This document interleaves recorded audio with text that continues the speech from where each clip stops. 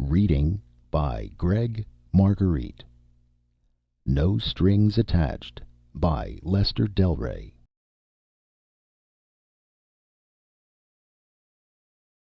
Poor Henry was an unhappy husband whose wife had a habit of using bad cliches. Alflir was a genie who was, quite like most humans, a creature of habit. Their murder compact was absolutely perfect, with no strings attached. Committing a perfect murder is a simple matter. Drive out some night to a lonely road, find a single person walking along out of sight of anyone else, offer him a ride, knife him, and go home. In such a crime, there's no reason to connect killer and victim, no motive, no clue, no suspect. To achieve the perfect murder of a man's own wife, however, is a different matter. For obvious reasons, husbands are always high on the suspect list. Who has a better reason for such a crime? Henry Aimsworth had been pondering the problem with more than academic interest for some time. It wasn't that he hated his wife. He simply couldn't stand the sight or sound of her. Even thinking about her made his flesh crawl. If she had been willing to give him a divorce, he'd have been content to wish her all the happiness she was capable of discovering. But Emma, unfortunately, was fond of being his wife. Perhaps she was even fond of him. Worse, she was too rigidly bound to trite morality to give him grounds to sue. There was no hope of her straying. What had been good enough for her mother was good enough for her, and saved all need of thinking a woman needed a husband.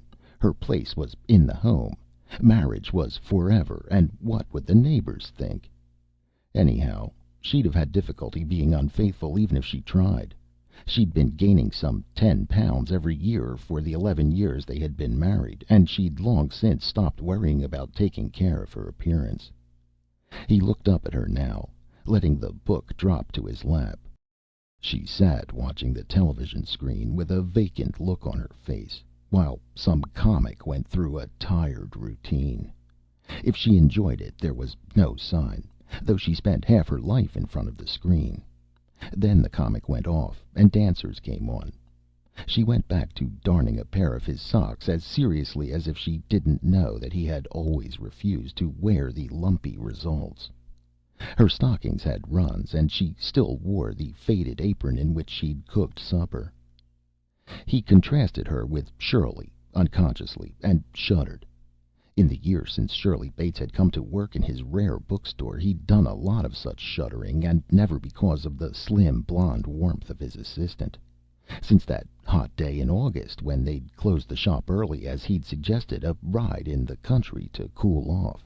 He and Shirley... He was interrupted in his more pleasant thoughts by the crash of scissors onto the floor, and his eyes focused on the deepening folds of fat as Emma bent to retrieve them. "Company coming," she said, before he could think of anything to prevent the mistaken cliché. Then she became aware that he was staring at her. "Did you take the garbage out, Henry?" "Yes, dear," he answered woodenly. Then, because he knew it was coming anyhow, he filled in the inevitable. "Cleanliness is next to godliness." She nodded solemnly, and began putting aside her darning. "That's finished. Mama always said a stitch in time saves 9. If you'd cut your toenails, Henry." He could feel his skin begin to tingle with irritation. But there was no escape. If he went upstairs to his bedroom, she'd be up at once, puttering about. If he went to the basement, she'd find the canned food needed checking. A woman's place was with her husband, as she'd repeatedly told him. Probably she couldn't stand her own company either. Then he remembered something he'd stored away. "There's a new picture at the Metro," he said as quietly as he could.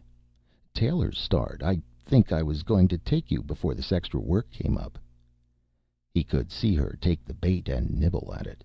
She had some vague crush left for Taylor. She stared at the television set, shifted her bulk, and then shook her head reluctantly. "It'd be nice, Henry, but going at night costs so much, and, well, a penny saved is a penny earned." "Exactly. That's what I meant to say." He even relaxed enough to overlook the platitude, now that there was some hope. "I saved the price of lunch today. The nut who wanted King in Yellow was so tickled to get the copy finally, he insisted on treating. You can even take a cab home afterwards." "That's nice. It'll probably rain, the way my bunion's been aching." She considered it a second more before cutting off the television. He watched as she drew off the apron and went for her coat and hat, making a pretense of dabbing on makeup. She might as well have worn the apron, he decided, as she came over to kiss him a damp goodbye. He considered calling Shirley, but her mother was visiting her, and the conversation would have to be too guarded at her end. If he could find some way of getting rid of Emma. It wouldn't even be murder, really. More like destroying a vegetable. Certainly no worse than ending the life of a dumb cow to make man's life more worth living. It wasn't as if she had anything to live for or to contribute. It would almost be a kindness, since she lived in a perpetual state of vague discontent and unhappiness, as if somehow she was aware that she had lost herself. But unfortunately the law wouldn't look at it in such a light. He'd only been thinking actively of getting her out of the way since August, however, and somehow, with time, there must be some foolproof scheme. There was that alcohol injection system, but it required someone who would drink pretty freely first, and Emma was a teetotaler. Maybe, though, if he could get her to take some of those tonics for women. He dropped it for the moment and turned back to the book. It was an odd old volume he'd received with a shipment for appraisal. There was no title or date, but the strange leather binding showed it was old. Apparently it had been hand set and printed on some tiny press by the writer, whose name was omitted. It seemed to be a mixture of instructions on how to work spells, conjure demons, and practice witchcraft, along with bitter tirades against the group who had driven the writer out and forced him, as he put it, to enter a compact with the devil for to be a wizard, which is like a male witch. Henry had been reading it idly, slowly, deciding the book was authentic enough, however crazy the writer was. The book had no particular value as a collector's item, but he could probably get a fine price from some of the local cultists, particularly since there were constant promises in it that the writer was going to give a surefire, positive, and simple recipe for conjuring up a demon without need of virgin blood, graveyard earth, or unicorn horn. He skimmed through it, looking for the formula. It turned up on the 5th page from the end, and was everything the writer had claimed. A 5-sided figure drawn on the floor with ordinary candle wax, a pinch of sugar inside, a bit of something bitter outside, 2 odd but simple finger gestures, and a string of words in bad Latin and worse Greek. There was a warning that it would work without the pentagram, sugar, and bitters, but at parlous risk to the conjurer without such protection. He frowned. Too simple for the cultists, he realized, unless he could somehow persuade them that the trick lay in some exact phrasing or gesturing pattern which took experiment. They liked things made difficult, so they'd have a good alibi for their faith when the tricks failed. If he could show them in advance that it didn't work, but hint that a good occultist might figure out the right rhythm or whatever. He read it through again, trying to memorize the whole thing. The gestures were so, and the words There was no flash of fire, no smell of sulfur, and no clap of thunder. There was simply a tall creature with yellowish skin and flashing yellow eyes standing in front of the television set. His head was completely hairless, and he was so tall that he had to duck slightly to keep from crashing into the ceiling. His features were too sharp for any human face. There were no scales, however. His gold cape and black tights were spangled, and he wore green shoes with turned-up toes. But generally, he wasn't bad looking. "Mind if I sit down?" the creature asked. He took Henry's assent for granted and dropped into Emma's chair, folding his cape over one arm and reaching for an apple on the side table. "Glad to see you're not superstitious enough to keep me locked up in one of those damned pentagrams. Drat it, I thought the last copy of that book was burned and I was free. Your signal caught me in the middle of dinner."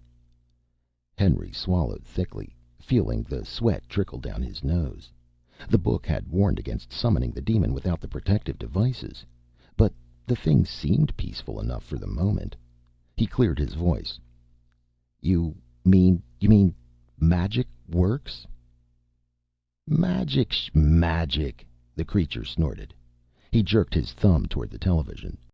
"To old Ephraim, the crackpot who wrote the book before he went completely crazy, that set would have been more magic than I am. I thought this age knew about dimensions, planes of vibrations, and simultaneous universes. You humans always were a backward race, but you seem to be learning the basic facts. Hell, I suppose that means you'll lay a geas on me after I was hoping it was just an experimental summons." Henry puzzled it over, with some of the fright leaving him. The scientific sounding terms somehow took some of the magic off the appearance of the thing. "You mean those passes and words set up some sort of vibrational pattern?" The hairless fellow snorted again and began attacking the grapes. "Bunk, Henry. Oh, my name's Alflir, by the way. I mean, I was a fool. I should have gone to my psychiatrist and taken the 50-year course as he advised. But I thought the books were all burned and nobody knew the summons. So here I am, stuck with the habit. Because that's all it is, a conditioned reflex. Pure compulsory behavior. I'm sensitized to receive the summons, and when it comes, I teleport into your plane just the way you pull your hand off a hot stove. You read the whole book, I suppose? Yeah, just my luck. Then you know I'm stuck with any job you give me, practically your slave. I can't even get back without dismissal or finishing your task. That's what comes of saving money by not going to my psychiatrist." He muttered unhappily, reaching for more grapes, while Henry began to decide nothing was going to happen to him, at least physically. Souls were things he wasn't quite sure of, but he couldn't see how just talking to Alflir could endanger his. "Still," the creature said thoughtfully, it could be worse. No pentagram. I never did get mixed up with some of the foul odors and messes some of my friends had to take. And I've developed quite a taste for sugar. Tobacco, too."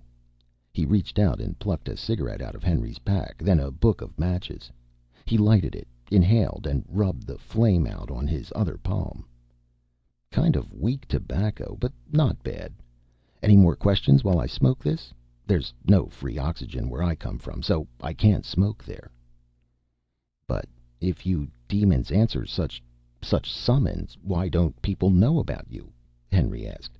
"I'd think more and more people would be going in for this sort of thing if the wizards were right all along." "They weren't, and we're not demons. It didn't get started until your Middle Ages, and if it hadn't been for old Apollon—" Alflir lighted another cigarette off the butt, which he proceeded to extinguish on the tip of his sharp tongue. He scratched his head thoughtfully and then went on. "Apollon was studying your worship. You see, we've been studying your race the way you study white rats, using lower races to explain our own behavior. Anyhow, he got curious and figured out a way to mentalize himself into your plane. He was sort of a practical joker, you might say. So he picked a time when some half-crazy witch was trying to call up the being you worship as Satan to make some kind of a deal. Just as she finished, he popped up in front of her, spitting out a bunch of phosphorus to make a nice smoke and fire effect, and agreed with all her mumbo-jumbo about having to do what she wanted. She wanted her heart fixed up then, so he showed her how to use belladonna and went back, figuring it was a fine joke. Only he made a mistake. There's something about moving between planes that lowers the resistance to conditioning. Some of our people can take 5 or 6 trips, but Apollon was one of those who was so conditioning prone that he had the habit fixed after the first trip. The next time she did the rigmarole, back he popped. He had to dig up gold for her, hypnotize a local baron into marrying her, and generally keep on the constant qui vive until she got sloppy and forgot the pentagram she thought protected her and which he was conditioned to. But after he disintegrated her, he found she'd passed on the word to a couple of other witches, and he knew somebody at the Institute was bound to find what a fool he'd made of himself. So he began taking members aside and telling them about the trick of getting into your world. Excellent chance for study. Have to humor the humans by sticking to their superstitions, of course. One by one, they went over on little trips. It wasn't hard to find some superstitious dolt trying to summon something, since word had got around in your world. One of us would pop up, and that spread the word further. Anyhow, when Apollon was sure each member had made enough trips to be conditioned, he'd tell them the sad truth and swear him to secrecy on penalty of being laughed out of the Institute. The old blackguard wound up with all of us conditioned. There was quite a flurry of witchcraft here, until we finally found a psychiatrist who could break the habit for us. Even then it was tough going. We'd never have made it without the inquisitions and witch burnings one of our experimental sociologists managed to stir up. Alflir put out the third cigarette butt and stood up slowly. Look, I don't mind a chat now and then, but my wives are waiting dinner. How about dismissing me? Henry had been thinking while he listened. It had sounded like a reasonable explanation on the whole, except for the bit about Apollon's disintegrating the witch. Apparently, as long as a man wasn't too unreasonable, there was a certain usefulness to having such friends on call. What about the price for your help? I mean, well, about souls. Alflir twitched his ears disgustedly. What the deuce would I do with your soul, Henry? Eat it? Wear it? Don't be a schnook. Well, then, I've heard about wishes that were granted, but they all had a trick attached. If I asked for immortality, you'd give it, say, but then I'd get some horrible disease and beg and plead for death. Or ask for money and then find the money was recorded as being paid to a kidnapper or something. In the first place, I couldn't give you immortality, Alflir said as patiently as he apparently could. Your metabolism's not like ours. In the second place, why should I look for tainted money?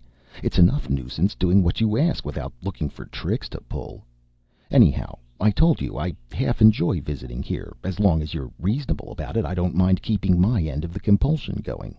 If you've got something to ask, ask away. There are no strings attached. The creature seemed to be quite sincere. Henry considered it briefly, staring at a large tinted picture of Emma, and took the plunge. Suppose I asked you to kill my wife for me, say by what looked like a stroke, so nobody would blame me. That seems reasonable enough, Alflir agreed easily. I could break a few blood vessels inside her skull. Sure, why not? Only the picture in your mind is so distorted, I wouldn't know her. If she's like that, why'd you ever marry her? Because she seemed different from other women, I guess, Henry admitted.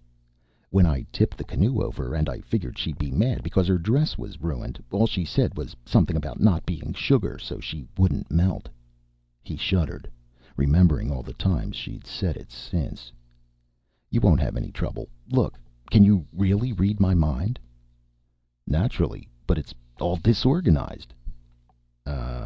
Well, it gave him a queasy feeling to think of anyone seeing his secret thoughts. But this fellow apparently didn't work by human attitudes anyhow. He groped about and then smiled grimly. All right, then. You can tell I think of her as my wife, and just to make sure, she'll be sure to say something about early to bed and early to rise. She says that every single damned night, Alflir. She never misses. Alflir grunted. Sounds more reasonable every minute, Henry. All right. When your wife says that, I pop out and give her a stroke. That will kill her. How about dismissing me now? No strings? Henry asked. He watched carefully as Alflir nodded assent, and he could see no sign of cunning or trickery. He caught his breath, nodded, and closed his eyes. Seeing something vanish was nothing he wanted. Dismissed. The fruit was still gone when he opened his eyes, but there was no other sign of the thing. He found some fruit still in the refrigerator and restocked the bowl. Then he closed the strange book and put it away. He'd have to buy it himself and burn it to make sure no one else found the trick, of course. For a moment Uneasiness pricked at him, yet he was sure Alféar hadn't been lying, and the story the creature had told made more sense than the older superstitions.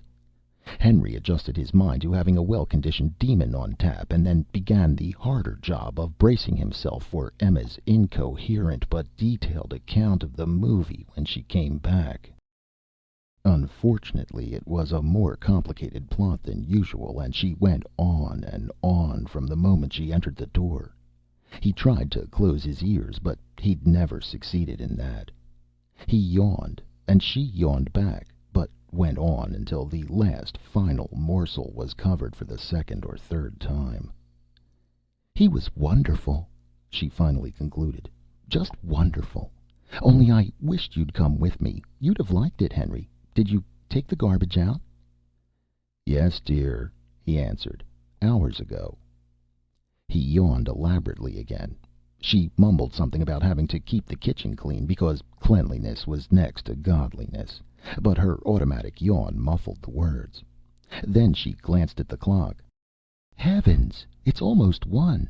And early to bed and early to rise." Henry jerked his eyes away, just as he caught the first glimpse of Alféar popping into existence beside her. He heard the beginning of a shriek change to a horrible gargling, and then become a dying moan.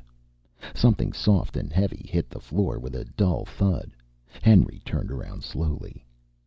"Dead," Alféar said calmly, rubbing one of his fingers.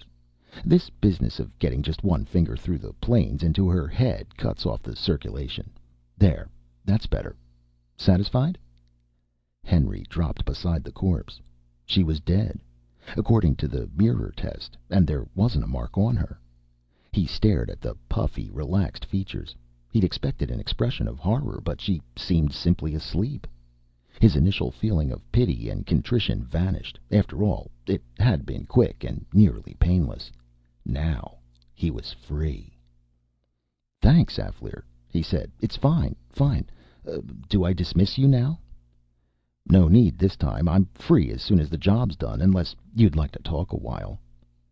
Henry shook his head slowly. He had to telephone a doctor.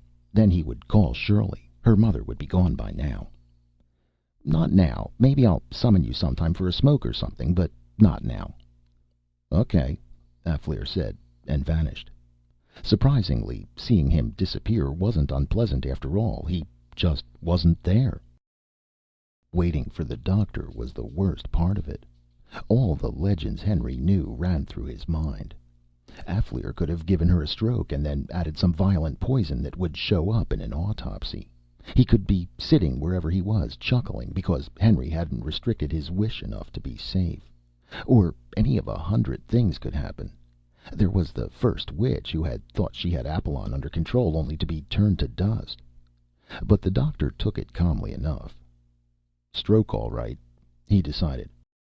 "I warned her last year that she was putting on too much weight and getting high blood pressure. Too bad, Mr. Aimsworth, but there was nothing you could do. I'll turn in a certificate. Want me to contact a mortician for you?" Henry nodded, trying to appear properly grief-stricken. I'd appreciate it." "Too late now," the doctor said, "but I'll be glad to send Mr. Glazier around in the morning." He pulled the sheet up over Emma's body, leaving it on the backroom couch to which they had carried it. "You'd better go to a hotel for the night, and I'll give you something that will make you sleep." "I'd rather not," Henry said quickly. "I mean, I'd feel better here, you know?" "Certainly, certainly." The doctor nodded sympathetically, but as if it were an old story to him.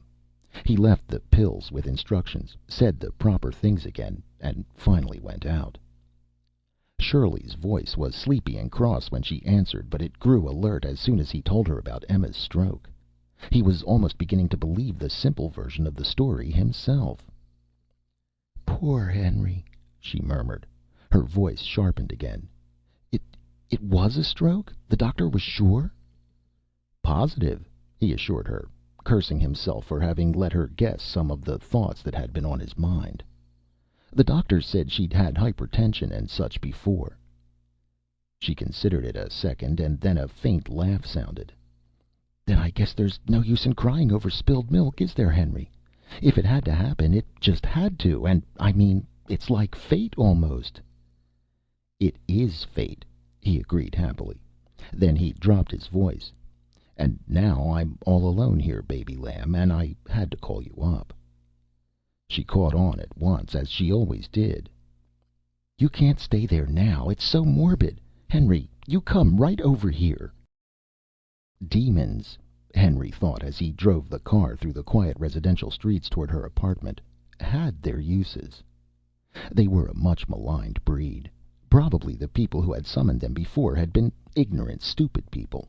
They'd messed up their chances and brought trouble on themselves by not finding out the facts and putting it all down to superstitious magic.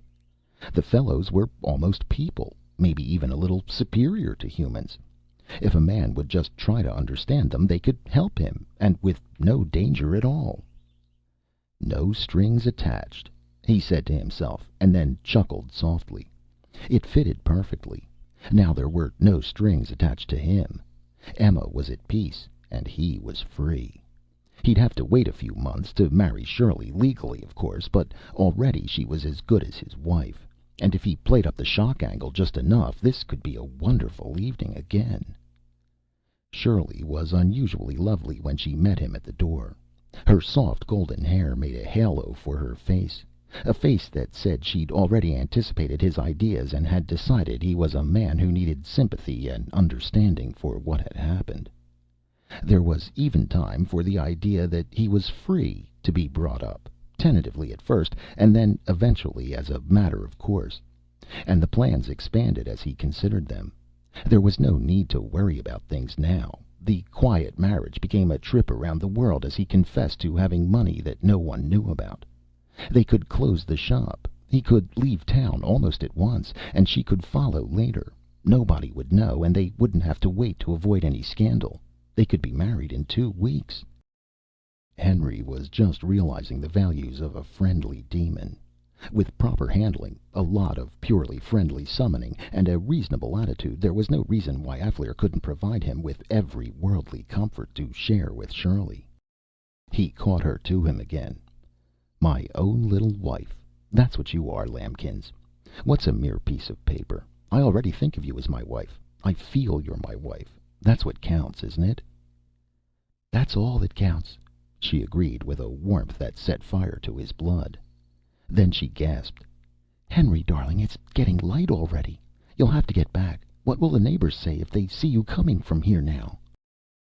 He tore away reluctantly, swearing at the neighbors. But she was right, of course. He had to go back and take the sleeping medicine to be ready for the arrival of the mortician in the morning. "It's still early," he protested automatically, trying to squeeze out a few more minutes. "Nobody's up yet." "I'll heat up the coffee, and then you'll have to go," Shirley said firmly, heading for the kitchen. "Plenty of people get up early around here. And besides, you need some sleep. Early to bed and early to rise makes a man healthy, wealthy, and—" From the kitchen came the beginning of a shriek. It changed to a horrible gasp and died away in a failing moan. There was the sound of a body hitting the floor. Alféar stood over Shirley's body, rubbing one finger tenderly. His ears twitched uncertainly as he studied Henry's horror-frozen face. "I told you," he said. "I warned you some of us get conditioned to a habit the first time. And you thought of her as your wife, and she said—" Abruptly he vanished. Henry's screams were the only sound in the apartment.